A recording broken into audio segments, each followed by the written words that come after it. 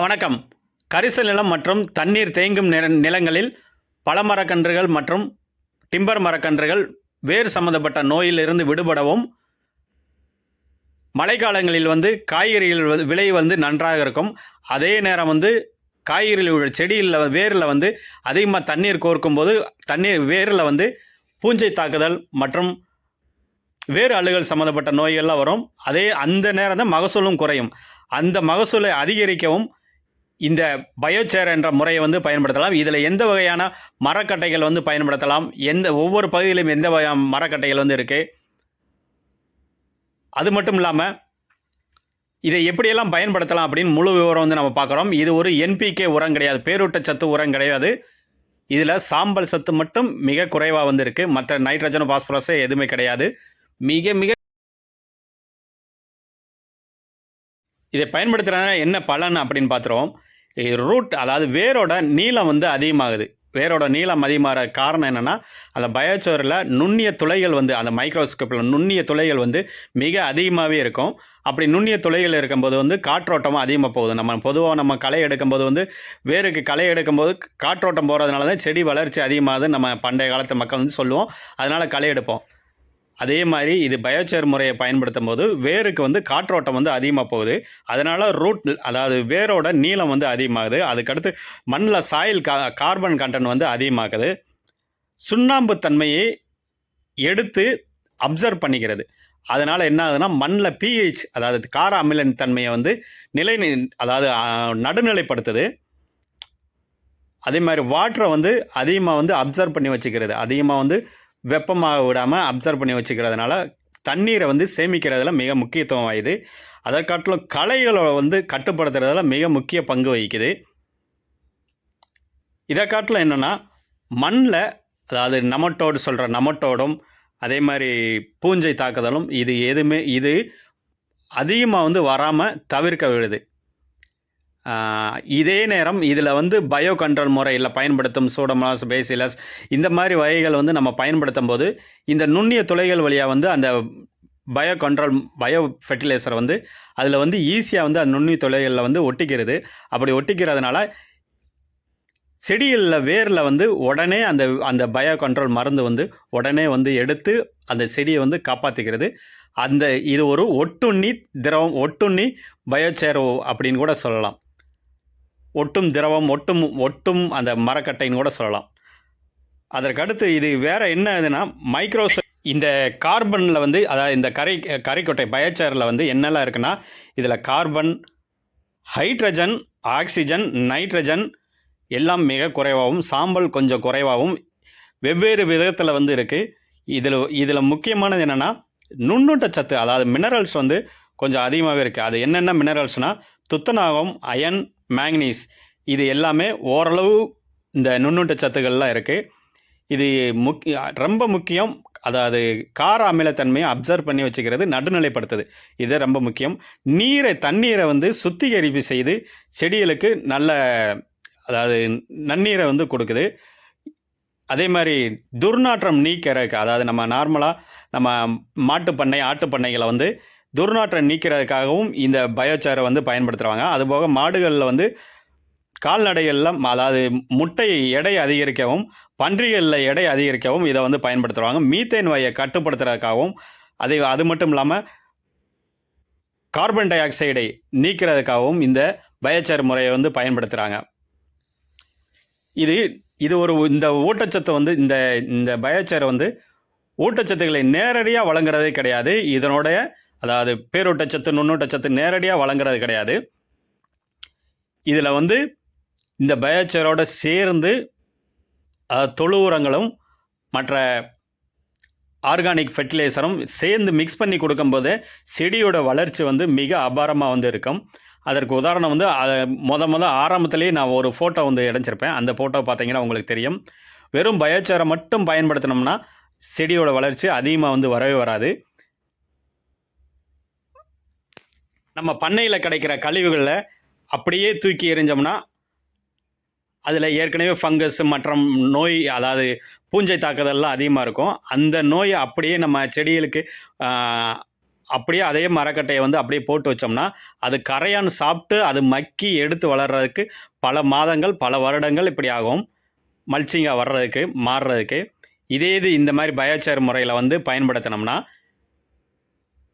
அதுவும் பயோசார் முறையில் வந்து அந்த ஒரு சின்ன உதாரணமே சொல்லிடுவோமே, பருத்தி செடியோட குச்சின்னு வச்சுக்கிறோம். அந்த பருத்தி செடியில் வந்து சாம்பல் நோய் அதிகமாக தாக்கும். அதே மாதிரி வேறு அழுகல் சம்மந்தப்பட்ட வெர்டிசிலியம் வால்னு சொல்கிற நோயும் தாக்கும். மாவு பூச்சி தாக்குதலும் இருக்கும். இது எல்லாமே அந்த பருத்தி செடி குச்சியிலேயே அப்படியே இருக்கும். அதே செடியை வந்து அப்படியே நம்ம மல்ச்சிங்காக வந்து நம்ம செடிகளுக்கு பயன்படுத்தினோம்னா அதில் இருக்க நோய் வந்து நம்ம அருகே இருக்கிற நம்ம விவசாயம் பண்ணுற செடியிலையும் அந்த நோயெல்லாம் அப்படியே ஈஸியாக வந்து தொற்றிக்கிறோம். அதுக்கு இந்த பயோசார் முறையில் வந்து அந்த கறிக்கொட்டையாக மாற்றி அதை வந்து நம்ம பயன்படுத்தும் போது செடிகளுக்கு ஒரே நேரத்தில் 2 பர்பஸ்க்காகவும் ஆயிக்கிறோம். அதாவது அந்த நோயை கட்டுப்படுத்துகிற மாதிரி ஆயிரும், நமக்கு மல்ச்சிங் பயன்படுத்துகிற மாதிரி ஆயிரும். இந்த மாதிரியும் பயன்படுத்தலாம். அதே மாதிரி நம்ம பண்ணையில் வந்து என்னென்ன கழிவு இருக்கும், ஒவ்வொரு பகுதியிலையும் ஒவ்வொரு கழிவு இருக்கும். இப்போ உதாரணத்துக்கு நம்ம சொல்லணும்னா அந்த கடற்கரை ஓரத்தில் வந்து அந்த கோனோபார்ஸ் அப்படின்னு சொல்கிற அந்த வளைகுடா நாடுகளில் வந்து அதிகமாக வளரும். அதாவது கோனோபார்ஸ் நம்ம தமிழ்நாட்டில் வந்து தடை பண்ணியிருக்க மரம்.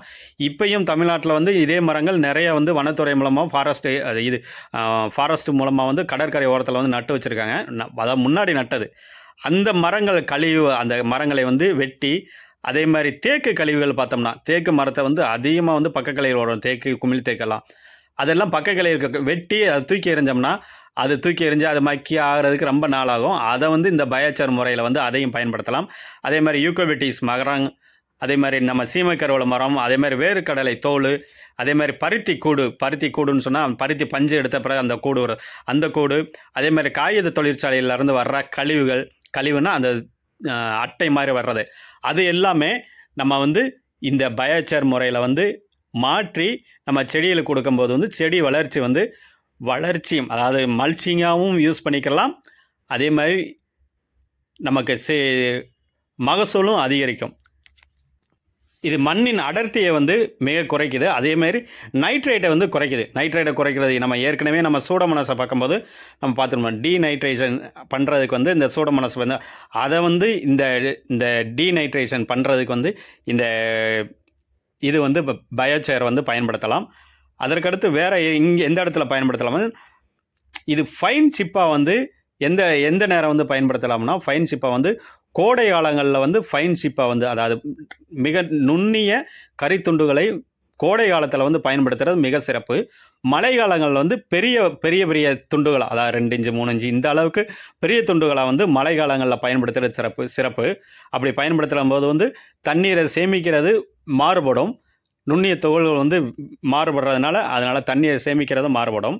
அதுக்கடுத்து இந்த கார்பன் மண்ணில் வந்து கார்பன் வந்து எப்படி இருக்குன்னா, மண்ணில் கார்பன் வந்து பல வடிவங்களில் இருக்குது. அதில் கனிம கார்பனாகவும் அதே மாதிரி நம்ம ஆர்கானிக் கார்பன் அதாவது உரங்களை நம்ம கொடுக்குற அதன் மூலமாகவும், அதே மாதிரி நிலையான கார்பன்னா கறிக்கொட்டை அந்த மக்கிய அந்த இதுவாகவும் பயன்படுத்துகிறோம்.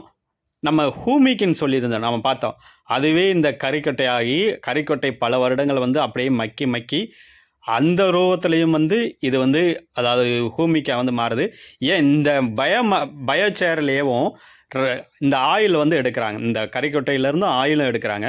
இது எல்லாமே லைவாக வந்து நான் ஊரில் இருக்கும்போது இந்த கறிக்கொட்டை அதாவது பயோசார் முறை வந்து எப்படி வந்து எரிக்கிறாங்க, கறிக்கொட்டையை வந்து எப்படி எரித்து அந்த பாதி வெந்து வேகாமல் எப்படி வந்து எடுக்கிறாங்க அப்படின்னு முழு விவரம் வந்து நான் வீடியோ தெளிவாக வந்து நான் கொடுக்குறேன்.